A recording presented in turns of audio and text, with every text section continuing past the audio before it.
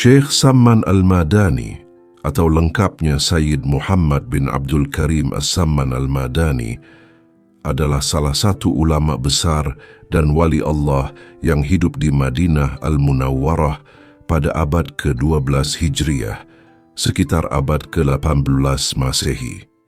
Beliau dikenal sebagai pendiri Tharikah Sammaniyah, salah satu cabang besar dari Tharikah Khalwatiyah yang tersebar luas di dunia Islam, termasuk ke Hijaz, Afrika, dan Nusantara, Indonesia Melayu. Berikut penjelasan lengkap tentang beliau. Sebelum lanjut, jangan lupa untuk klik like dan subscribe. Terima kasih. Syekh Samman lahir di Madinah dari keluarga yang mulia dan keturunan Rasulullah melalui jalur Sayyidina Hasan bin Ali. Beliau tumbuh dalam lingkungan yang penuh ilmu dan ketakwaan, serta sejak muda sudah menonjol dalam zikir, ibadah malam, dan cinta kepada Rasulullah. Beliau berguru kepada banyak ulama besar di Makkah dan Madinah, di antaranya Syekh Muhammad bin Abdul Karim Al-Halwati, seorang mursyid besar dari Tharikah Khalwatiyah, para ulama ahli hadis, fiqih, dan tasawuf di Masjid Nabawi. Beliau dikenal bukan hanya ahli ilmu syariat, tetapi juga ahli hakikat dan makrifat, dengan pemahaman yang mendalam terhadap rahasia kalimat Tauhid La ilaha illallah. Setelah mencapai maqam kamil kesempurnaan rohani, beliau mendirikan Tharikah Sammaniyah yang menekankan 3 hal utama. Pertama, zikir jar dan sir, zikir keras dan lembut. Kedua, mahabbah kepada Rasulullah. Ketiga, penggabungan antara ilmu syariat dan hakikat.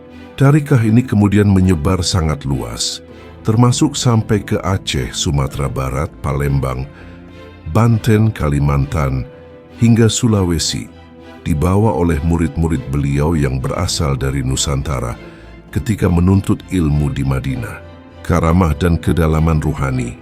Dikisahkan bahwa Syekh Samman memiliki karamah luar biasa, di antaranya saat berzikir, sering tampak cahaya terang memancar dari wajah dan dadanya. Beliau mampu mengetahui isi hati para muridnya hanya dengan melihat wajah mereka. Pernah, ketika muridnya tertimpa musibah di negeri jauh, beliau secara gaib hadir menolong dengan izin Allah. Salah satu muridnya meriwayatkan, jika beliau berzikir, seluruh ruangan seperti dipenuhi cahaya dan harum semerbak. Kami merasa seperti berada di hadapan Rasulullah. Syekh Samman wafat di Madinah Al-Munawwarah dan dimakamkan di pemakaman Baqi, berdekatan dengan para sahabat Rasulullah. Hingga kini, para peziarah sering mengunjungi makamnya untuk berdoa dan mengenang jasa beliau. Zikir Sammaniyah, wirid khusus, masih diamalkan oleh ribuan murid di seluruh dunia. Doa Sammaniyah yang terkenal berisi pujian dan permohonan kepada Allah melalui cinta kepada Rasulullah. Di Nusantara banyak ulama besar seperti Syekh Abdul Samad Al-Palimbani, Syekh Burhanuddin Ulakan, dan Syekh Yusuf Al-Makassari yang turut menyebarkan ajarannya. Pada suatu masa di penghujung abad ke-12 Hijriah, ketika dunia Islam tengah ramai dengan perjalanan para penuntut ilmu dari berbagai negeri, ada seorang pemuda dari Nusantara, dari sebuah kampung di tepian Sungai Palembang. Namanya Abdurrahman, anak seorang pedagang rempah yang sederhana. Namun di dadanya bersemayam kerinduan mendalam kepada Allah dan Rasul-Nya. Sejak kecil, Abdurrahman sering mendengar cerita tentang seorang wali besar yang tinggal di Madinah. Seorang sufi yang disebut orang dengan nama Syekh Muhammad bin Abdul Karim As-Samman Al-Madani. Orang-orang berkata, siapapun yang duduk di majelisnya akan menangis tanpa sebab, seolah hatinya disentuh cahaya. Nama itu menjadi seperti api di dada Abdurrahman. Ia berkata kepada ibunya, "Bu, aku ingin pergi ke Tanah Suci, bukan untuk berdagang, tapi untuk mencari wajah seorang kekasih Allah." Ibunya menangis tapi merelakannya. Dengan hanya sehelai kain dan sedikit bekal, ia berangkat menempuh perjalanan laut berbulan-bulan lamanya. Ia melewati Aceh, Yaman, dan akhirnya tiba di pelabuhan Jeddah, lalu berjalan kaki menuju Madinah Al-Munawwarah, kota Rasulullah. Perjalanan menuju Madinah bukan hal mudah. Gurun membentang tanpa batas, panas membakar kulit, dan angin membawa debu yang menyakitkan mata. Tapi setiap kali tubuhnya lemah, Abdurrahman berhenti, menatap langit dan berkata, "Ya Allah, aku tak mencari dunia. Aku mencari walimu. Jika engkau izinkan aku bertemu dengannya, maka hidupku sempurna." Suatu malam di tengah gurun yang sunyi, ia bermimpi. Dalam mimpi itu, ia melihat seorang lelaki berjubah putih, wajahnya bercahaya, dan di sekelilingnya ribuan orang berzikir La ilaha illallah. Lelaki itu menatapnya dan berkata lembut, "Datanglah wahai anak dari timur. Aku menunggumu di bawah cahaya nabawi." Ketika terbangun, Abdurrahman menangis. Ia tahu lelaki dalam mimpinya itu adalah Syekh Samman. Ia berjalan tanpa ragu lagi hingga akhirnya, setelah perjalanan panjang dan berat, ia tiba di pintu kota Madinah. Madinah waktu itu tenang seolah dijaga malaikat. Angin membawa aroma tanah basah dan wangi kayu gaharu dari Masjid Nabawi. Abdurrahman bertanya kepada penduduk setempat, "Di mana rumah Syekh Muhammad Samman?" Orang-orang menjawab, "Pergilah ke arah selatan dekat kebun kurma. Di sanalah rumah beliau. Tapi bersihkan hatimu dulu sebelum bertemu, karena beliau hanya menerima tamu yang datang dengan niat suci." Abdurrahman berwudu di tepi sumur dan berjalan perlahan menuju rumah itu. Ketika ia tiba di depan pintu, ia mendengar suara zikir bergema dari dalam. La ilaha illallah, la ilaha illallah. Suara itu lembut tapi bergemuruh, seolah setiap kalimat keluar dari dada bumi. Ia mengetuk pelan. Seorang murid membukakan pintu. Ia memandang Abdurrahman dan bertanya, "Engkau siapa?" "Aku dari tanah jauh. Aku datang untuk belajar kepada Syekh Samman."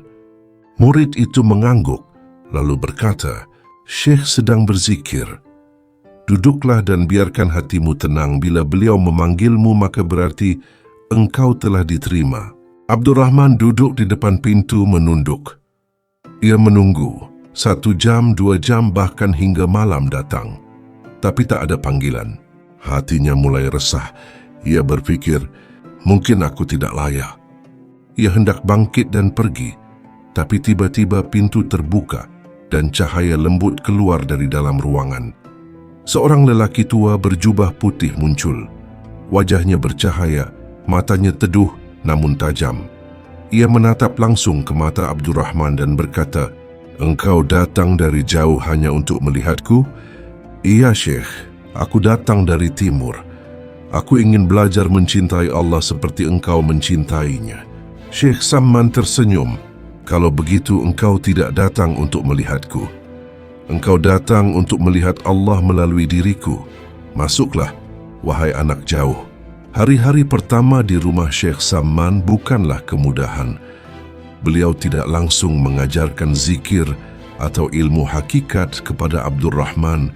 Justru beliau memberinya tugas paling rendah, menyapu halaman dan membersihkan sandal para tamu. Murid-murid lain memandang remeh, berkata, "Anak dari timur itu datang jauh-jauh hanya untuk jadi tukang sapu." Abdurrahman menunduk, tidak membalas. Ia menyapu setiap pagi sambil berzikir, La ilaha illallah, la ilaha illallah. Ia percaya, debu di halaman itu lebih mulia daripada istana di dunia, karena di sanalah para kekasih Allah berjalan. Suatu hari, Syekh Samman memanggilnya dan bertanya, "Wahai Abdurrahman, engkau datang jauh-jauh hanya untuk menyapu? Apakah engkau tidak merasa hina?" Ia menjawab, "Wahai guruku, aku merasa bahagia, karena aku menyapu halaman orang-orang yang dicintai Allah. Jika debunya menempel di tanganku, maka itu sudah cukup bagiku." Syekh Samman menatap lama wajahnya lalu berkata, "Sekarang aku tahu engkau bukan datang untuk ilmu. Engkau datang untuk cinta, dan cinta adalah pintu rahasia yang hanya dibuka bagi yang sabar." Pada suatu malam, ketika bulan purnama menggantung di atas kubah Masjid Nabawi, Syekh Samman mengumpulkan para murid untuk zikir malam. Suasana hening. Hanya terdengar napas para salik yang mengucap la ilaha illallah berulang-ulang. Abdurrahman duduk di barisan paling belakang, menunduk dengan hati bergetar. Tiba-tiba, ia merasakan sesuatu, seolah udara di sekelilingnya menjadi berat dan aroma kasturi memenuhi ruangan. Ia mengangkat kepala dan melihat Syekh Samman berdiri di tengah ruangan. Wajahnya bercahaya, matanya memancarkan sinar seperti matahari. Beliau mengangkat tangan dan berkata, "Wahai murid-muridku, malam ini langit terbuka, Rasulullah datang menyaksikan zikir kita."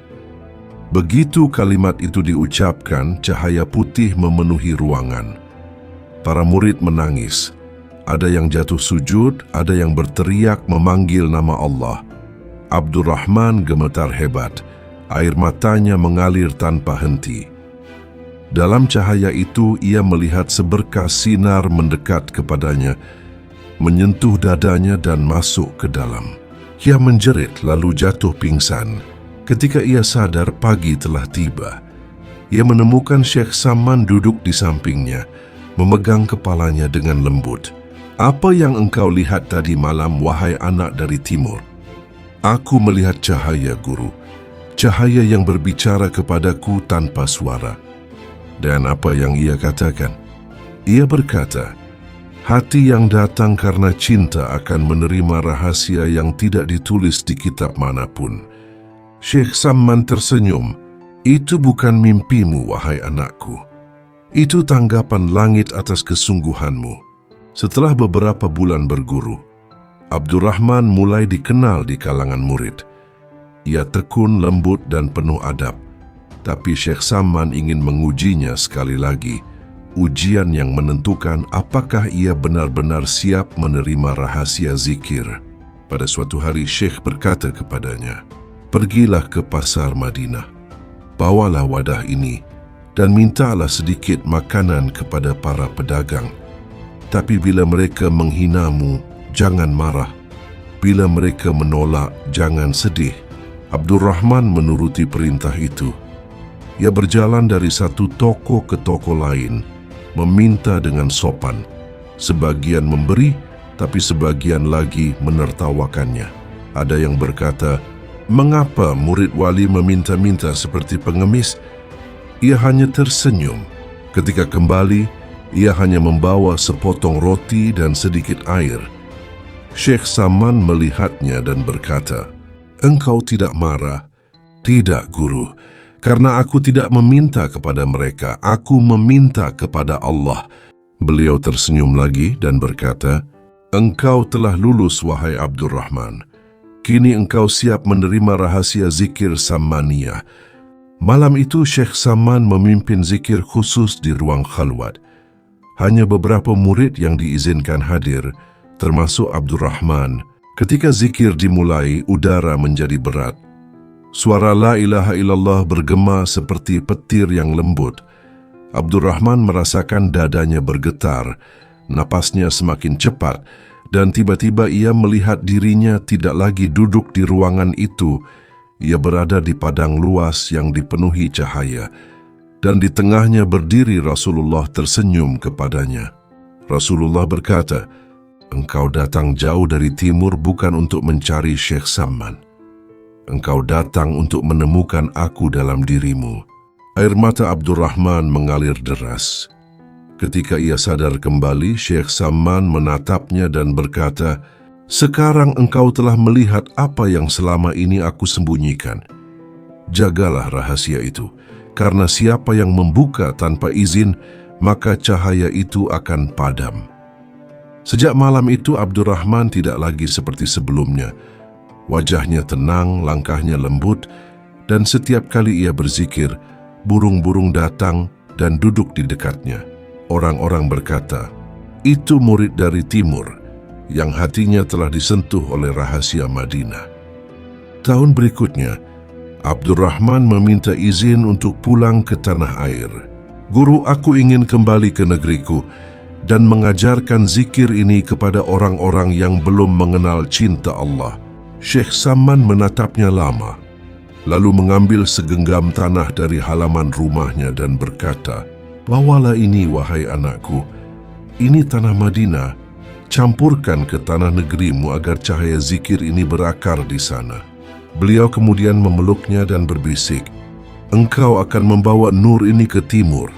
Dari tanganmu ribuan hati akan tersentuh. Tapi ingat, jangan sebut aku, sebutlah hanya Allah." Abdurrahman menangis mencium tangan gurunya, lalu berangkat. Ia kembali ke Palembang dan kelak dikenal sebagai Syekh Abdus Samad Al-Palimbani, penyebar besar Tariqah Sammaniyah di Nusantara. Dikisahkan pada suatu malam di kota suci Madinah Al-Munawwarah, ketika seluruh penghuni kota telah terlelap dalam keheningan, Syekh Samman Al-Madani sedang duduk di serambi rumahnya yang sederhana. Di tangannya ada tasbih yang telah menemaninya selama bertahun-tahun. Bibirnya terus bergerak perlahan, melantunkan zikir La ilaha illallah dengan suara lembut. Namun dari kalimat itu, seolah terpancar cahaya yang menerangi malam. Angin gurun berhembus pelan, membawa aroma kasturi yang berasal dari rumah beliau. Murid-murid yang berjaga di sekitar rumah merasakan ketenangan luar biasa. Mereka tahu bila aroma semerbak itu muncul, berarti Syekh Samman sedang dalam keadaan musyahadah, yakni tersingkapnya hijab antara hati dan cahaya ilahi. Namun malam itu, sesuatu yang tak biasa terjadi. Dari kejauhan terdengar seperti langkah-langkah halus yang mendekat, tapi bukan langkah manusia. Suara itu seperti gesekan pasir, lembut namun bergema, seolah datang dari segala arah. Para murid yang berjaga mulai gelisah. Salah seorang berkata lirih, "Guru, sepertinya ada sesuatu yang mendekat." Syekh Samman menutup matanya, tersenyum tenang dan menjawab, "Jangan takut. Itu bukan musuh, itu tamu yang telah lama menunggu izin dari Allah untuk datang." Beberapa saat kemudian, suasana di sekitar rumah berubah. Udara menjadi sangat sejuk, dan cahaya lampu minyak yang tadi redup kini berkilau terang. Dari balik pepohonan kurma, muncullah makhluk-makhluk bercahaya samar, kaum jin dari golongan yang beriman. Mereka tidak berwujud menyeramkan seperti dalam khayalan manusia. Sebagian tampak seperti bayangan manusia bersinar lembut, sebagian lainnya tampak seperti kabut putih yang bergerak berbaris rapi. Mereka berdiri di kejauhan dengan penuh hormat. Lalu terdengar suara halus seperti angin berdesir. "Assalamualaikum wahai wali Allah, pewaris cahaya Rasulullah. Kami datang untuk berguru kepadamu." Para murid yang mendengar suara itu langsung gemetar. Tapi Syekh Samman tetap duduk tenang menundukkan kepala sebagai bentuk adab kepada Allah, lalu menjawab, "Waalaikumsalam warahmatullah. Jika kalian datang dengan niat mencari ilmu dan ingin mengenal Allah, maka duduklah. Tapi jika datang hanya karena ingin tahu rahasia, maka kembalilah, karena ilmu ini tidak diberikan kepada hati yang sombong." Mendengar itu, jin-jin tersebut langsung bersujud dengan penuh takzim. Dari antara mereka, muncullah satu sosok yang tampak lebih bercahaya, pemimpin mereka yang memperkenalkan diri sebagai Abu Rafi, salah satu jin yang pernah hidup di masa sahabat Nabi, namun belum sempat bertemu langsung dengan Rasulullah. Ia berkata lirih, suaranya lembut seperti desir daun, "Wahai Syekh, kami telah berkelana dari negeri jauh.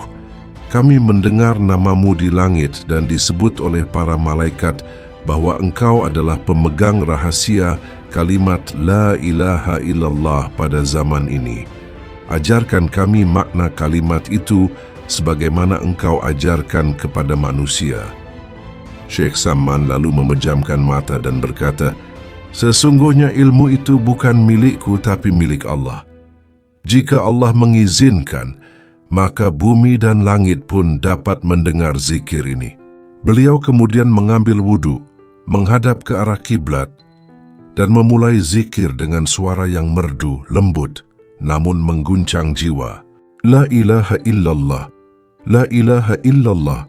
Murid-murid manusia duduk di sebelah kanan beliau, sementara kaum jin duduk di sebelah kiri, dalam bentuk cahaya berderet-deret panjang, hingga tak tampak ujungnya. Udara di sekitar menjadi harum, dan sinar putih mulai memancar dari dada Syekh Samman, naik ke langit seperti tiang cahaya. Salah seorang murid berkata, "Guru, apakah kami sedang berzikir bersama dua alam?" Syekh Samman tersenyum dan menjawab, "Bukan dua alam, wahai anakku. Ini satu alam di hadapan Allah. Hanya tabirnya saja yang berbeda." Selama 3 malam berturut-turut, kaum jin datang dalam majelis zikir itu. Mereka tidak makan, tidak minum, hanya mendengarkan kalimat tauhid mengalir dari lisan seorang wali. Dan setiap kali Syekh Samman mengucapkan la ilaha illallah, terdengar gema yang menjalar jauh ke dalam padang pasir. Bahkan penduduk Madinah pun mengira sedang terjadi angin lembut di tengah malam. Padahal itu adalah getaran zikir para jin dan manusia. Pada malam keempat, pemimpin kaum jin kembali menghadap dan berkata, "Wahai Syekh, kami telah mendengar zikir ini selama 3 malam. Tapi masih belum kami pahami apa arti tiada Tuhan selain Allah sebagaimana engkau rasakan." Syekh Samman memandang mereka lama, lalu mengambil segenggam pasir. "Apakah kalian tahu apa ini?" Mereka menjawab, "Itu debu bumi, wahai wali Allah." Beliau berkata, "Jika Allah berkehendak, maka debu ini pun bisa menjadi cahaya. Maka jangan lihat pada zat, tapi lihat pada kehendak Allah di balik zat. Itulah makna la ilaha illallah. Segala sesuatu hanyalah debu yang hidup karena perintahnya." Lalu beliau tiupkan pasir itu ke udara, dan pasir itu berubah menjadi butiran cahaya yang berputar di sekitar rumah. Kaum jin menangis karena melihat keajaiban itu. Mereka menyadari bahwa segala makhluk hanyalah tanda dan hanya Allah yang hakikatnya wujud. Malam itu seluruh kaum jin bersujud. Dari langit turun cahaya biru lembut menandakan diterimanya baiat mereka di tangan Syekh Samman. Sejak malam itu, mereka menjadi murid rohani beliau dan dikenal sebagai kaum Sammaniyah Jin yang bertugas menjaga para pejalan rohani dari gangguan jin jahat di padang pasir. Setelah kejadian tersebut, para murid manusia mendapati hal aneh. Setiap kali mereka melakukan zikir malam di zawiyah, pondok zikir beliau, meski ruangan terkunci, mereka mendengar suara-suara halus ikut melantunkan la ilaha illallah. Kadang terdengar dari langit-langit, kadang dari arah taman. Seorang murid muda karena penasaran, pernah mencoba mengintip di malam hari. Ia melihat cahaya-cahaya kecil berputar di udara, seperti kunang-kunang tapi lebih terang, dan setiap kali Syekh Samman mengucap nama Allah, cahaya itu menunduk seolah sujud. Ketika ditanya, Syekh Samman hanya menjawab pelan, "Mereka datang bukan untuk dipuji, tapi untuk belajar adab." Bahkan jin pun tahu bahwa ilmu tanpa adab hanyalah kebodohan. Beberapa tahun kemudian, Jin Abu Rafi datang lagi menemui Syekh Samman, kali ini dengan wajah bersinar lebih terang. Ia berkata, "Wahai guru kami, berkat zikir dan pengajaranmu, banyak di antara kaum kami yang masuk ke dalam cahaya Islam sejati. Aku kini diizinkan oleh Allah untuk menjadi guru bagi bangsa jin di Yaman dan Syam." Syekh Samman tersenyum, menatapnya dengan kasih dan berkata, "Pergilah. Sebarkan zikir ini dengan lembut. Jangan paksa siapapun, karena hati jin sama seperti hati manusia, hanya bisa terbuka bila disentuh dengan cinta." Sejak itu, Jin Abu Rafi' menjadi penyebar tarikah Sammaniyah di alam jin. Dan hingga kini, banyak riwayat ulama Hijaz yang menuturkan bahwa di padang pasir sekitar Madinah sering terdengar suara zikir malam hari. La ilaha illallah, tanpa ada seorang manusia pun di sana. Dikisahkan, pada suatu hari di kota suci Madinah Al-Munawwarah, saat matahari mulai condong ke barat dan cahaya keemasan menembus jendela Masjid Nabawi, datanglah berita bahwa Syekh Muhammad Samman Al-Madani akan menjadi imam salat berjamaah di masjid kecil, tempat beliau biasa mengajar murid-muridnya berzikir. Masjid itu sederhana, berdinding tanah beratap kayu kurma, namun suasananya penuh wangi kasturi. Setiap sore, jamaah dari berbagai negeri, Arab, Mesir, Syam, bahkan dari Nusantara, datang untuk melihat sosok wali besar yang dikenal dengan zikirnya yang menembus langit. Namun di antara jamaah yang hadir hari itu, ada seorang alim muda dari luar kota yang belum pernah mengenal Syekh Samman secara langsung. Ia seorang penghafal Al-Quran dan ahli fikih, tetapi di dalam hatinya tersimpan rasa ragu. Ia pernah mendengar kabar bahwa Syekh Samman memiliki karamah-karamah besar, bahkan ada yang mengatakan bahwa ketika berzikir, cahaya keluar dari dadanya. Pemuda itu bergumam dalam hati, masa ia ada manusia seperti itu? Bukankah karamah itu hanya untuk para nabi? Aku akan lihat sendiri.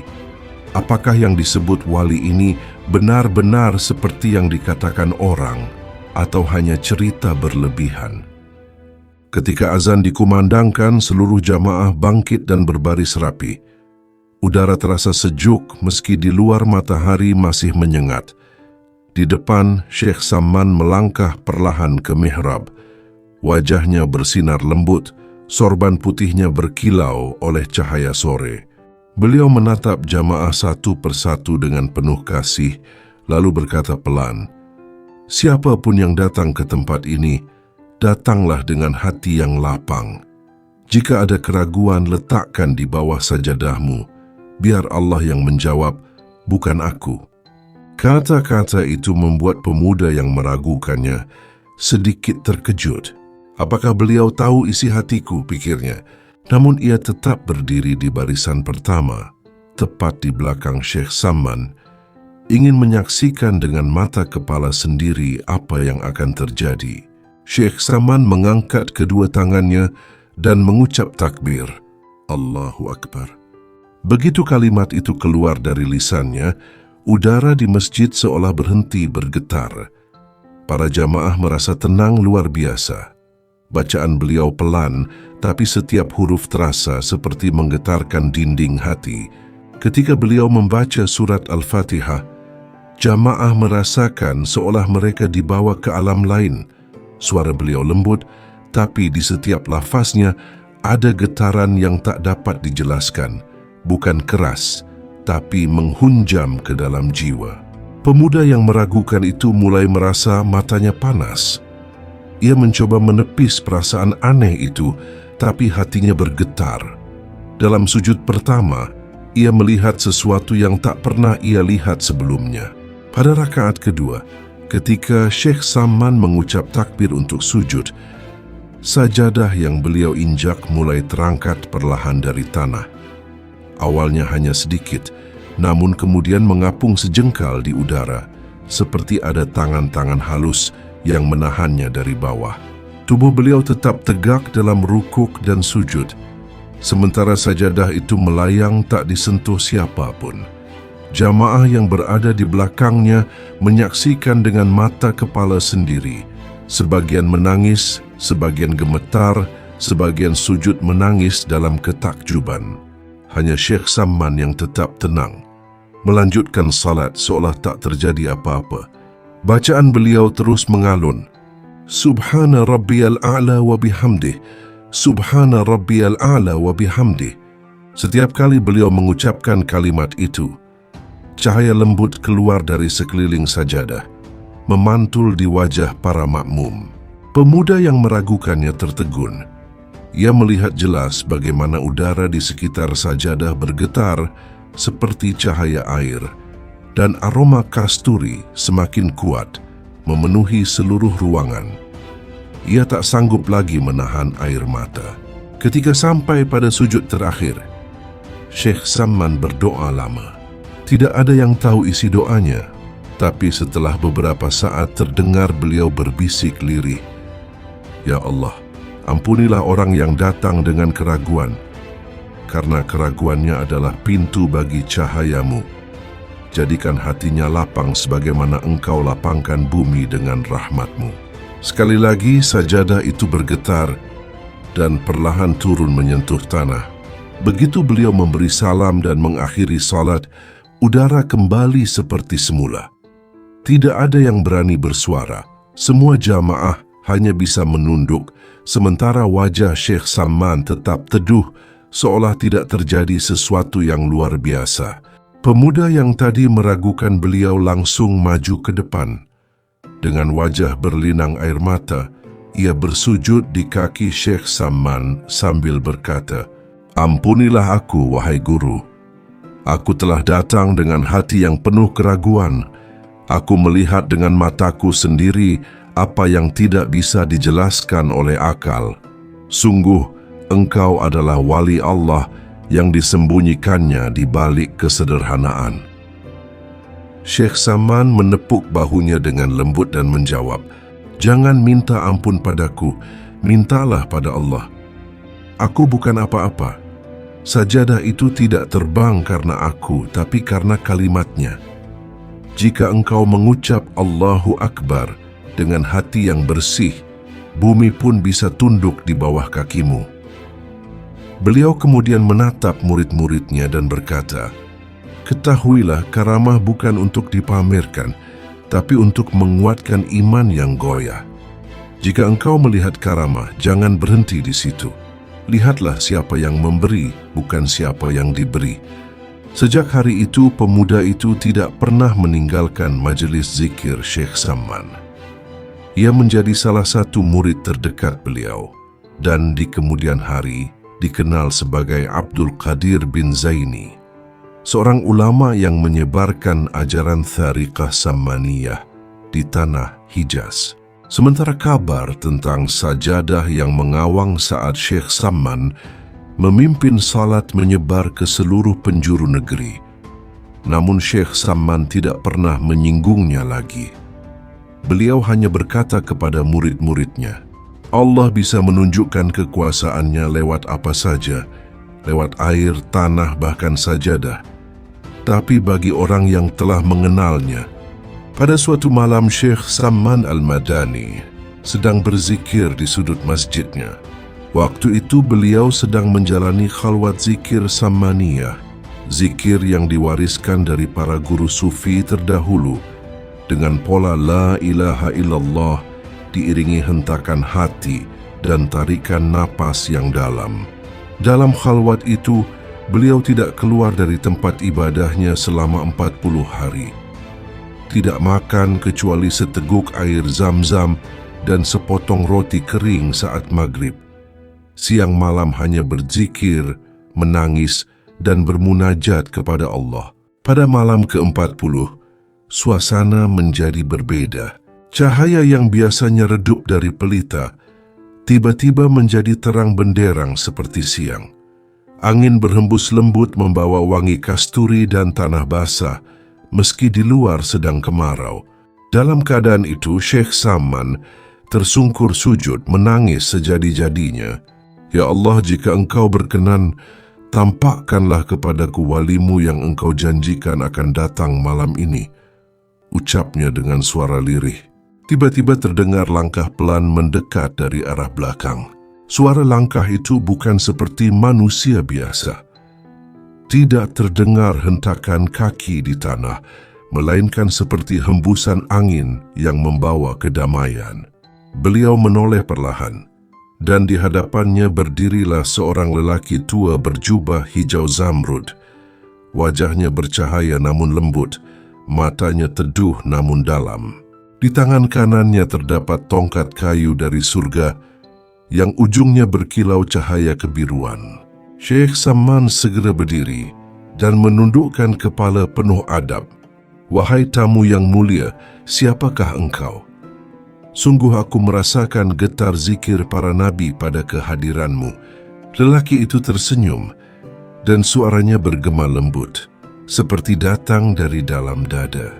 "Aku adalah Khidir alaihi salam, hamba Allah yang telah lama hidup di bumi untuk menjalankan rahasia kehendaknya. Aku diperintahkan datang kepadamu, wahai Samman, karena hatimu telah bersih dari keakuan." Mendengar itu, Syekh Samman menangis terseduh, lalu mencium tangan Nabi Khidir. Beliau berkata, "Wahai kekasih Allah, aku hanyalah hamba yang banyak dosa. Aku takut dengan ujian ilmu dan karamah. Ajarkan aku agar tidak terpedaya dengan diriku sendiri." Khidir alaihi salam menjawab, "Wahai Samman, engkau telah berada di ambang ma'rifah. Namun ketahuilah, jalan makrifat tidak dibuka dengan ilmu melainkan dengan adab dan kasih sayang kepada semua makhluk. Barang siapa mengenal Allah tanpa mencintai makhluknya, maka sesungguhnya dia belum mengenal apapun." Setelah itu Nabi Khidir mengangkat tongkatnya dan menyentuh dada Syekh Samman.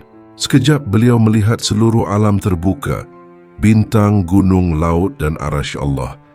Semuanya bertasbih dengan suara yang lembut. Beliau mendengar zikir para malaikat dan melihat Nur Muhammad berputar di atas seluruh ciptaan. Air matanya menetes dan ia jatuh pingsan karena cahaya yang begitu kuat. Ketika beliau tersadar, Nabi Khidir telah pergi hanya meninggalkan aroma kasturi dan jejak cahaya di tanah.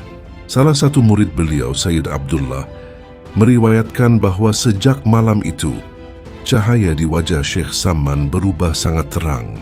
Setiap kali beliau memimpin zikir, ruangan menjadi harum dan para murid merasakan ketenangan yang dalam. Beliau sendiri tidak pernah menyombongkan pertemuan itu. Bahkan ketika ditanya oleh muridnya, beliau hanya menjawab, "Aku tidak melihat apapun selain rahmat Allah yang luas."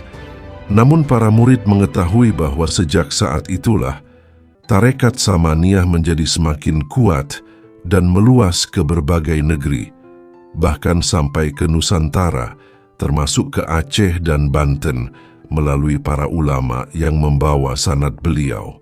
Pertemuan dengan Nabi Khidir menandai fase baru kehidupan rohani Syekh Samman. Beliau menjadi lambang sufi yang menyatukan ilmu syariat, hakikat dan makrifat dalam keseimbangan. Dari beliau lahir ajaran bahwa cinta sejati kepada Allah hanya akan nampak bila engkau mencintai sesamamu tanpa syarat, sebab semua berasal dari satu sumber cahaya. Dan hingga kini di Madinah, para peziarah yang datang ke makam beliau sering mencium aroma wangi seperti malam itu, tanda bahwa jejak pertemuan itu tidak pernah padam. Dikisahkan bertahun-tahun setelah Syekh Samman Al-Madani berjumpa dengan Nabi Khidir alaihi salam, ajaran beliau mulai tersebar luas ke berbagai penjuru dunia Islam. Murid-murid beliau berasal dari Mesir, Hijaz, hingga sampai ke tanah Nusantara. Salah satu murid yang sangat tekun dan penuh adab bernama Syekh Abdul Karim dari Aceh, seorang pemuda yang menempuh perjalanan laut selama berbulan-bulan hanya untuk berguru kepada Syekh Samman di Madinah. Syekh Abdul Karim datang dengan pakaian lusuh, membawa bekal seadanya. Ketika pertama kali melihat wajah gurunya, ia menangis dan tersungkur di hadapan beliau. Syekh Samman menatap dengan lembut dan berkata, "Engkau datang bukan karena kaki yang melangkah, tapi karena ruh yang dipanggil. Allah lah yang membawamu ke sini." Selama bertahun-tahun Syekh Abdul Karim belajar di bawah bimbingan gurunya. Ia mempelajari zikir Samaniyah, adab terhadap guru, serta rahasia makrifat yang halus. Namun, meski telah lama berguru, ia belum pernah mendapat izin untuk mengajar. Dalam hatinya mulai timbul tanda tanya, Apakah dirinya tidak layak ataukah gurunya belum rida? Suatu malam setelah zikir berjamaah, Syekh Abdul Karim tertidur di pojok zawiyah tempat khalwat. Dalam tidurnya, ia bermimpi melihat sebuah sungai bercahaya mengalir dari dada Syekh Samman, dan dari sungai itu muncul sosok lelaki berjubah hijau yang menatapnya lembut. Lelaki itu berkata, "Wadan suupin bilsing 40 master mistir media. Wahai hamba Allah, mengapa engkau gelisah atas sesuatu yang bukan milikmu? Ilmu dan makrifat bukan diwariskan dengan lisan, tapi dengan nur. Nur itu tidak terbagi, melainkan mengalir." Ketika ia terbangun, tubuhnya gemetar. Ia berlari menemui Syekh Samman yang saat itu sedang berzikir sendiri. Sebelum ia sempat berbicara, Syekh Samman sudah tersenyum dan berkata, "Engkau telah melihat beliau yang aku lihat dulu, bukan? Itulah Khidir alaihi salam. Engkau telah menerima ijazah dari langit." Air mata Syekh Abdul Karim menetes. Syekh Samman lalu memegang kepalanya dan berkata, "Pergilah, kembalilah ke negerimu di timur. Bawalah cahaya ini. Sebarkan bukan dengan kata-kata, tapi dengan kasih dan adab. Barang siapa engkau ajari zikir ini dengan cinta, maka aku bersamanya, meski lautan memisahkan." Maka berangkatlah Syekh Abdul Karim kembali ke Aceh. Perjalanannya panjang dan penuh cobaan. Kapalnya pernah terombang-ambing di tengah badai selama 3 hari.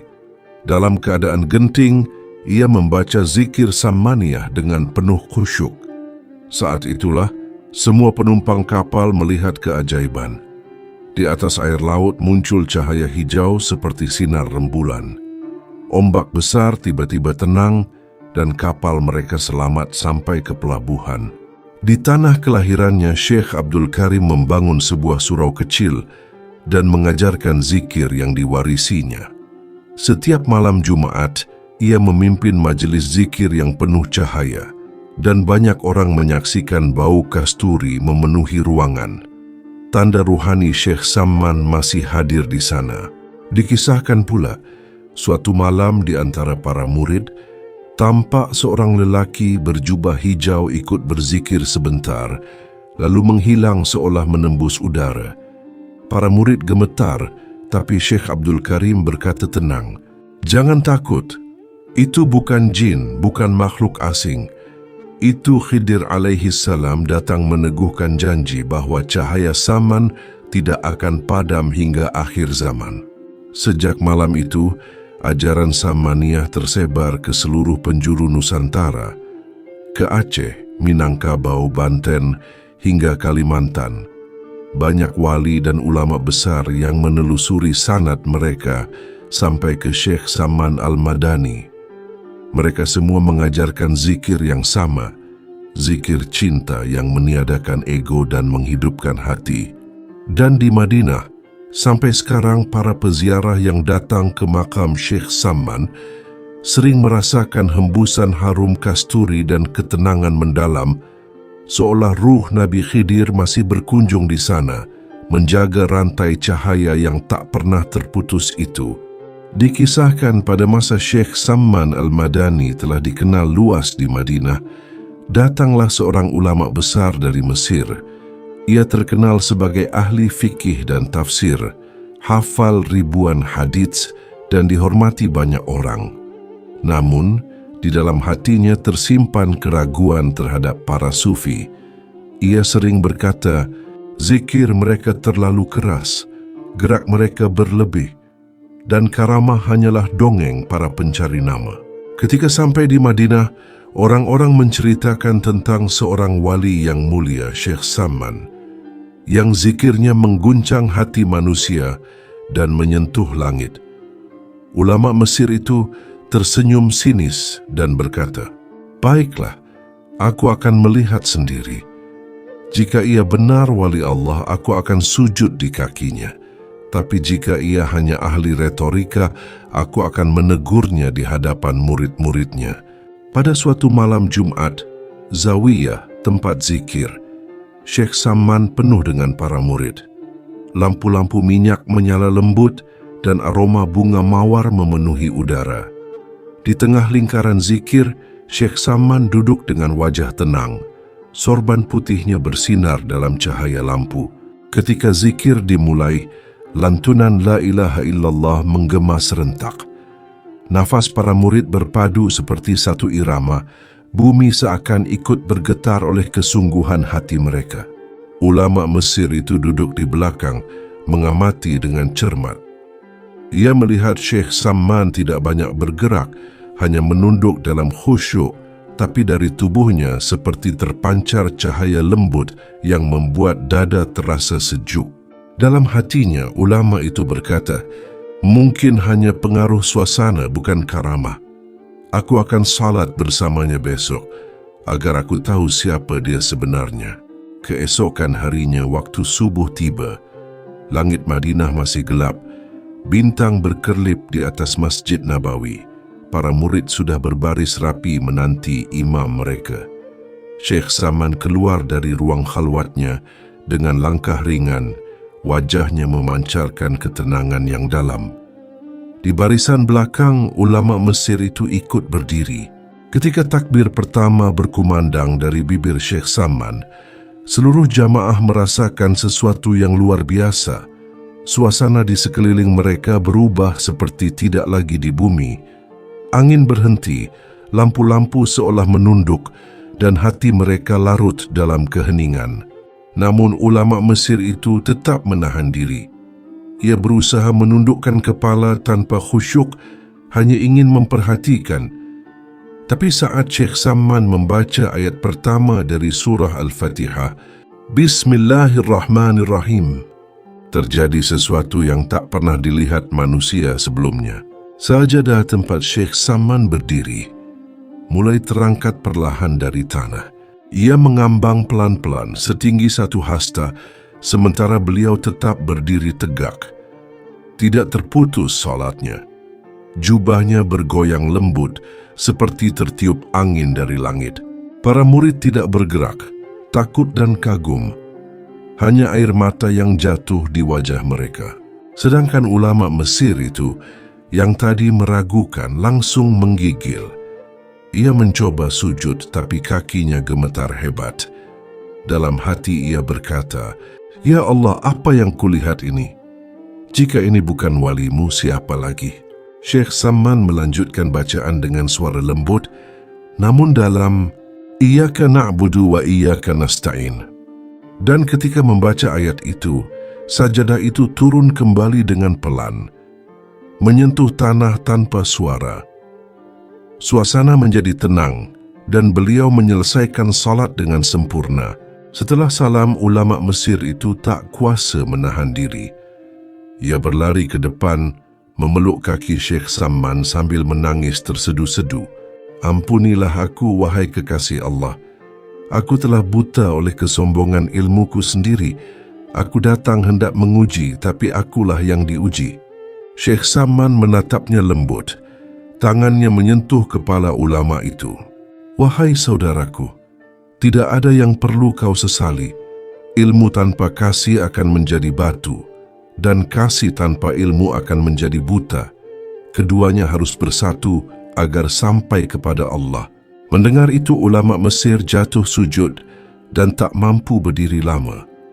Ia menghabiskan sisa harinya di Madinah, belajar adab dan zikir di bawah bimbingan Syekh Samman. Ketika ia kembali ke negerinya, ia berkata kepada murid-muridnya, Aku telah bertemu seorang wali yang jika ia berdoa, bumi tunduk kepadanya, dan jika ia diam, langit mendengarkannya. Peristiwa sajadah terangkat itu dicatat oleh beberapa murid Syekh Samman, salah satunya Sayyid Ahmad bin Alawi dan Sayyid Abdullah Al-Balawi. Mereka menyebut kejadian itu sebagai karamah al-ma'rifah, tanda bahwa seseorang yang benar-benar fana dalam Allah tak lagi digerakkan oleh hukum duniawi. Mereka menulis, Kami melihat sajadah beliau terangkat, tapi bukan karena beliau ingin menunjukkan kuasa, melainkan karena bumi pun ikut berzikir bersama hatinya. Setelah peristiwa karomah besar itu, nama Syekh Samman Al-Madani semakin harum di seluruh jazirah Arab. Para ulama, ahli zikir, dan para penuntut ilmu dari berbagai negeri berdatangan ke Madinah untuk mengambil sanad dan berkah darinya. Di antara mereka, datang pula para penuntut dari timur jauh, dari wilayah yang kelak disebut Nusantara. Mereka menempuh perjalanan berbulan-bulan di lautan demi bertemu seorang wali Allah yang telah dikenal karena mahabbahnya kepada Rasulullah. Di antara murid beliau yang terkenal dan menjadi wali-wali Allah di Nusantara, antara lain Syekh Abdul Karim Al-Bantani, yang kembali ke Banten dan menjadi penyebar utama tarekat Samaniyah di tanah Jawa bagian barat. Dari beliau, tarekat ini berkembang di pesantren-pesantren dan surau-surau rakyat hingga dikenal di seluruh pelosok. Syekh Burhanuddin Ulakan, ulama besar dari Minangkabau yang sempat berguru pada murid langsung Syekh Samman di Hijaz. Ia menyebarkan zikir Samaniyah yang halus dan penuh kasih, membentuk jaringan spiritual di Sumatera Barat. Syekh Abdul Wahab Rokan, yang dikenal sebagai Tuan Guru Babus Salam di Langkat, Sumatera. Beliau meneruskan amalan tarekat ini, menjadikannya sebagai sarana mendidik hati dan membersihkan jiwa umat. Syekh Muhammad Arsyad Al-Banjari, ulama besar dari Kalimantan Selatan, yang dikenal dengan karya Sabilal Muhtadin. Beliau juga memiliki hubungan ruhani dengan ajaran Syekh Samman, terutama dalam tata zikir dan adab terhadap guru. Dan dari mereka lahir pula murid-murid lain di Aceh, Palembang, hingga ke Makassar. Semuanya terikat dalam rantai Nur Samaniyah, rantai cinta dan zikir yang bersambung hingga Rasulullah. Dikisahkan oleh murid-muridnya, ketika Syekh Samman Al-Madani mulai merasa tubuhnya melemah, beliau tidak menunjukkan tanda kesakitan, hanya senyum dan zikir yang tak pernah putus. Pada suatu malam di bulan Rabiul Awal, beliau mengumpulkan seluruh murid di zawiyahnya di Madinah. Wajahnya bercahaya lembut dan suaranya terdengar tenang ketika berkata, "Wahai anak-anakku, aku akan segera pergi menemui kekasih yang selama ini kita rindukan. Tapi janganlah bersedih. Zikir yang kalian baca adalah nafas hidupku. Jika kalian terus berzikir, maka aku selalu bersama kalian." Lalu beliau menatap langit dan menutup matanya sambil berucap pelan, "Allahu, Allahu, Muhammadun Rasulullah." Tepat setelah kalimat itu, ruh beliau keluar seperti cahaya yang naik ke langit. Seluruh ruangan dipenuhi aroma kasturi dan mawar. Bahkan penduduk Madinah yang jauh dari zawiyah merasakan wangi itu di udara. Murid-muridnya menangis, tapi mereka juga merasakan kedamaian yang belum pernah mereka rasakan sebelumnya. Salah seorang murid yang menyaksikan wafat beliau menuturkan, "Aku melihat wajah guruku berubah bercahaya, seolah matahari muncul dari tubuhnya. Dan aku mendengar bisikan lembut di telingaku, 'Jangan tangisi jasad, karena ruh tidak mati.'" Beliau dimakamkan di Madinah Al-Munawwarah, tidak jauh dari tempat para sahabat dan wali-wali Allah. Hingga kini, para peziarah yang datang ke makamnya sering mencium bau wangi kasturi dan merasakan ketenangan yang dalam. Banyak pula yang berzikir di sana, dan hatinya tersiram nur cinta Rasulullah. Dari ajaran beliau lahirlah satu prinsip yang selalu dipegang oleh para penerus tarekat Samaniyah. Barang siapa ingin dekat kepada Allah, maka dekatilah makhluknya dengan kasih. Barang siapa ingin melihat Rasulullah, maka sucikanlah hati dari kebencian. Sebab cinta adalah jalan terpendek menuju ma'rifat. Dan ajaran itu hidup sampai hari ini. Di surau-surau, pesantren, dan majelis zikir di Nusantara. Ketika lidah berzikir la ilaha illallah, para mursyid di seluruh penjuru dunia tahu bahwa Nur Samman masih menyala, menerangi hati mereka yang tulus mencari Allah. Demikianlah kisah agung perjalanan ruhani dan karomah Syekh Samman Al-Madani, sang wali yang hidupnya menjadi lentera bagi para pencari jalan cinta.